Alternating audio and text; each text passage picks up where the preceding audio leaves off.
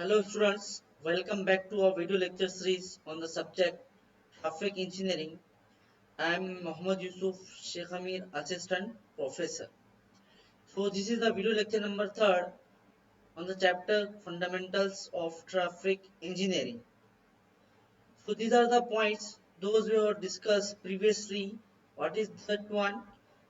We have discussed about the road users characteristics.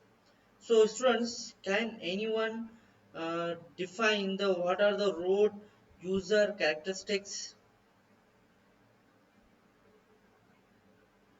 Okay, so let us move towards. In this session, we'll try to cover the another points of traffic characteristics, which is nothing but vehicular characteristics. So traffic characteristics, as you have seen, is mainly categorized into two categories: road user characteristics and vehicular characteristics. In the previous session, we already learned about the road user characteristics. In this session, we will try to cover the vehicular characteristics. The vehicular characteristic is again subdivided into two parts: static characteristics and dynamic characteristics. Static, that will include dimension, weight, maximum turning radius, and dynamic, that will include speed, acceleration, braking system, lighting system, and vehicle design types. So in this session we will try to cover the vehicular characteristics. So let us move towards the 2 points. So as you know, the vehicular characteristics is divided into two categories: static characteristics and dynamic characteristics. So static characteristics. So static characteristics is one of the selected representative vehicle related to the vehicle geometry, design and control system present in it. So it is defined as the characteristics of the selected representative vehicle related to vehicle geometry, like length, width, height, and design, and their design and control system which are present in it. That is called as static characteristics. So that will include obviously dimensions of the vehicle, gross weight of the vehicle, axle load, maximum turning angle, height of the headlight, vehicle height, and driver seat height. So means static characteristics use all those information. Again, it is one of the type of vehicular characteristics other than the dynamic characteristics. So physical components of highway, that include features such as lane width, shoulder width, length of the vertical cars, width, length of the parking base, vehicle and axle weight, is used in the estimation of thickness of pavement. That's why it is necessary to learn the static characteristics of an vehicle, because all those factors will depend upon the geometry of the vehicle.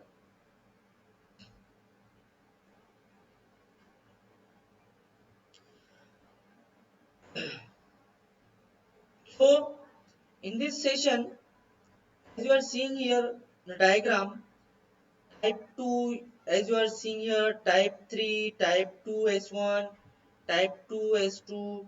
So here 2 indicate the number of axles. Here 2 indicates the number of axles, and S here indicate the semi trailer, that indicates the, as in this diagram you are seeing here, that is called as a semi-trailer, and the numbers follow immediately followed by S that indicates the number of axles in the semi-trailer.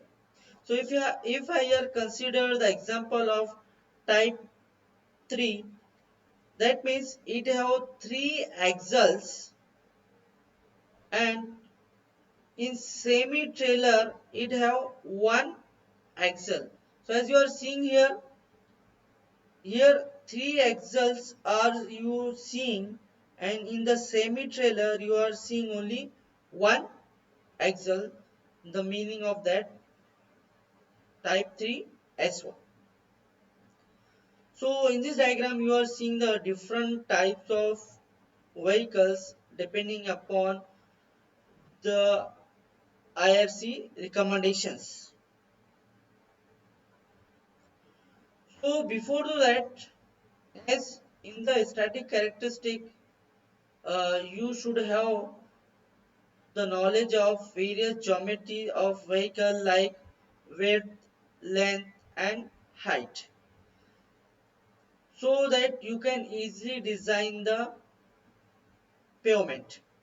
So width, as per IRC, the width of a vehicle should not be exceeding 2.5 meter. Means no vehicle shall have a width exceeding 2.5 meter. So if the width of the vehicle exceeding by 2.5 meter, so obviously that will change the design, and that will reduces the capability of the road. Height is one of the important which affects on the clearance height of the building, like the over bridges, submersible bridges that have a clear distance between or clear height between them, so that the drivers can be easily drive the vehicle. So no vehicle other than the double decker bus shall have a height exceeding 3.8 meter for normal application and 4.2 meter when carrying ISO series 1 freight containers. Means double decker buses, the height should not be exceed by 4.75 meter, and which is given in IIC that I have taken from the Indian Road Congress. So length is also important aspect of the vehicle. If you know the length of the vehicle, that will affect on the width of a lane and parking facilities, shoulders, etc. that will be provided depending upon the length of the vehicle. For that purpose, the maximum overall length of a single unit truck, exclusive of front and rear bumpers, shall be 11 meter, and there should be 12 meter for having two or more axles in front and near bumpers, and there should be of 16 meter overall length for semi trailer combination exclusive of front and rear bumpers, and the maximum overall length of a truck trailer combination in exclusive of front and rear bumpers shall not be more than 80 meter. No combination of vehicles shall compromise more than two vehicles. So actually this is also given in the Indian Road Congress. So this diagram you are seeing here, the maximum gross weight. So maximum gross weight of a vehicle is also plays an important role to design the flexible pavement as well as rigid pavement. And if you know the ratio of weight to power of an vehicle that may be used uh, to move the car in a very well manner. So here you are seeing the weight of a vehicle, maximum gross weight for type 3, type 2S1, type 2S2. As you already seen these types of vehicles in the previous slide, and here FAW, RAW, that will indicate weight on a front axle, RAW weight on a rear axle, and TA tandem axle fitted with 8 tires. So these are the weight that should be have of any following type of vehicle. Suppose here if you take type 3, so maximum gross weight of that type 3 24 tons, and maximum load on a front axle wheel is about 6 ton, and on rear weight on the rear axle that should be of 18 ton. So total it will give you 18 plus 6, which is nothing but 24. So likewise you can easily calculate the weight of the vehicle on a particular